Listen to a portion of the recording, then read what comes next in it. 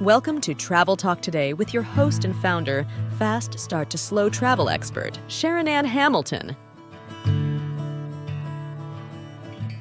Maria Jones, I have known you for maybe 4 years since we moved into the neighborhood, and over time, during our walking periods, especially walking dogs, we have come to know each other. But I heard little bits and pieces about your travel history, and I'm just fascinated and want to know more.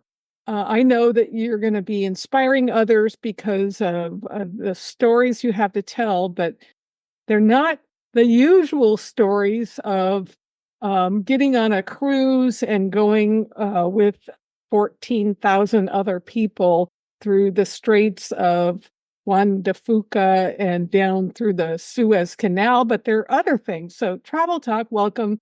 We welcome you, Maria Jones, and tell us a little bit about basically where you're from and what you did and what launched you into travel. Well, where I'm from is I'm a Canadian by birth, born and raised in Winnipeg. So that's where I come from, country-wise, if you want. But I met my husband when he was in Vancouver.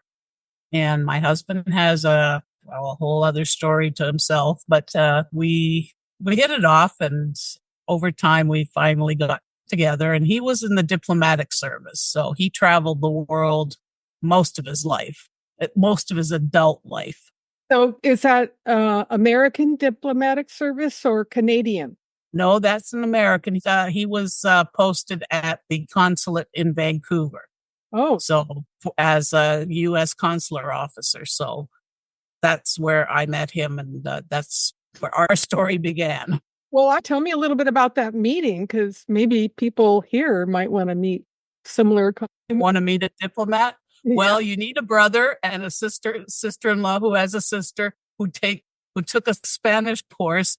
And for some reason or another, Charles, my husband, decided that he was going to take that course as well. And so they met and they became friends. And then my brother and sister-in-law became friends with him as well. And I met him through my brother and sister-in-law. So it's kind of a roundabout way of getting to that point. But that's how we met. Okay. So, yeah, like I say, that's where our story began. Then what happened? Well, he was I was still living in Winnipeg. My family was living in Vancouver, and I was visiting on vacations and back to Vancouver. So while he was in Vancouver, posted at the consulate, he was there for 2 years. Every time I went to visit family, I'd get with him as well, and we got to know one another better and better. And then after the 2 years posting in Vancouver, he was transferred to Antigua. Caribbean.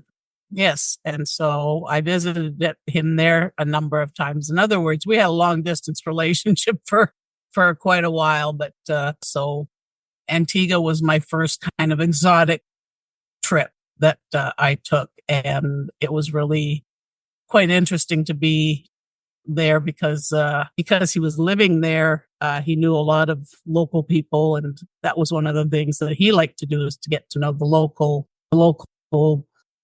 population and the culture, and be involved with that. So it was that must have been a huge change coming from Canada, Winnipeg in Canada, to the Caribbean, depending on the time of year, but still huge change. Well, depending on the time of year, it could be Christmas time and you're decorating your palm tree. So for me, it was always nice because I was used to seasons and having the warm weather as well as the cooler weather and snow, lots of snow. Yes. And then so the Caribbean was quite a difference from that. It was actually very nice to have that kind. Was that in your thoughts to get to know local people and experience the culture when you thought about traveling before? Well, the one thing that he really intrigued, I was a kid back then. I was in my mid-20s. So I was still learning about a lot of things. And that's one of the things that I learned from him, is to be open to the culture that was there so that you can actually really experience the location you're at. And that doesn't matter whether it's the Caribbean or the North Pole. I mean, it's the same idea. You want to be open and accepting. Yes. And not infringing your own, back in this is the way we do it, so this is how it should be done. Yeah. So, what kind of attitude? That's kind of like the ugly American way of traveling. Yes. So you're lucky you were exposed to that at a very young age. And a lot of people are not, but we learn it as we go. It doesn't do any good at all to ignore what is out there, the rich culture of the people that we visit. Where else besides Antigua? For me or for him? I mean, that's two different things. For you. For me, after that, he was posted to Dakar, Senegal. So, in West Africa. So, very long distance. And that's where he finally said, well, just come on over and stay. Like, that's where we really started to be as a couple. So, but it was also, I mean, talk about a culture shock. But again, if you're open to it and, respect their culture and don't, like I say, impose your own ways of doing things, man, just doing that can open you up to so many different things. Well, like what? Well, I can give you, because we have a lot of friends in the local community there, you get to see parts of like wherever you are in a completely different way, because you're not going to the local tourist spot that everybody goes to. You go to the more out of the way places. And we had an opportunity to travel with some good friends who he was a big muckety muck in the insurance business, Senegalese. But we were able to go with, or he could direct us to places that would be really interesting. And we got to see, instead of just the city life there, also the village life, which was, again, completely different from anything that we are exposed to here. And one of the things that, we kind of throw around here is it takes a village. Well, that's where it started. A village is really a family, whether you're related by blood or not, So you're thirsty, you can go into any house and say, I need a drink of water. They'll give you a drink of water. They'll also feed you. They'll also entertain you. It's, like I say, if you're open, they're going to be open and you're going to experience some amazing things. Did you feel safe when you were doing that out of The villages? Yes, absolutely. You have to use common sense. Just like here, there's places you probably would go or shouldn't go. And then don't go. And same applies over there. Yeah. It's should say at this point, one of the best things that you can do if you're in places that may be a little bit questionable, always let the embassy or the consulate know that you're in country. They're not interested in your itinerary so much as they're interested to know, okay, we have an American citizen that's in the country, so that if there's any kind of crisis, they know who to look for, that they need to look for somebody or to help somebody or something like that. But it's just a good safety precaution for yourself. That's good to know. I found out about the STEP program where you register with the local embassy and they have your text and they can always find you through your cell phone. So it's a safety in case your family wants to get a hold of you and can't, or in case they need to warn you or alert you to anything. You get a text on your phone, which is pretty cool because that's one of the beauties of technology now is that safety factor. And it's not that you're in a village and the embassy is at a town, 200 miles away, that they're not going to swoop to the rescue, but knowing where you are is a big thing. It's a huge thing. Oh, absolutely. And it's for your own safety. It's not, like I say, it's not like they're trying to, like government's trying to spy on what you're doing. Yeah. That's always a good tip. And even if you're traveling through Europe and you're in a country for more than 5 minutes, it's always good to let whatever the local U.S. authority is in that particular area, to let them know, hey, I'm here. Yeah. So if there's an earthquake or if there's a hurricane or something like that, they know that they have so many Americans that they know about.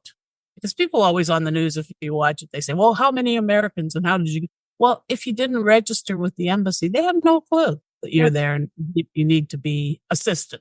Well, yeah. I have another question about traveling, especially using the route of Diplomat. Did you meet any presidents or kings or princesses or high-level dignitaries? Absolutely. Because when you're part of the embassy, you are also part of the, we have the cocktail parties and all of that kind of thing. Entertainment. Well, you are there to answer questions. So a lot of times, most of the times in that kind of situation, you're meeting other countries' ambassadors and officials. But I have been to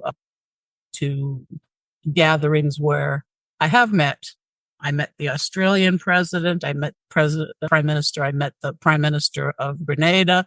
I've met, you just get to, in that particular environment. Yes, I didn't meet any princess that I know of or princesses. So, but other than that, a lot of officials from other governments. Yes, I have had that opportunity. Great.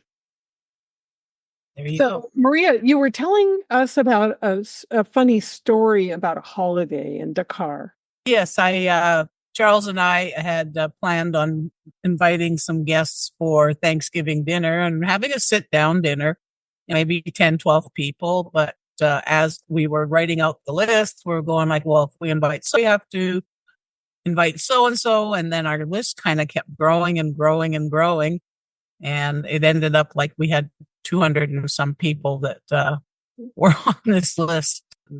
Like I said, I enjoy cooking. So our original plan was I was going to do the traditional Thanksgiving dinner with the turkey and the cranberries and everything. I was sitting at a table with our friends, but there was no way I was going to cook for 200 and some people. I blame you. I never, that would have been I'd still be recovering from that.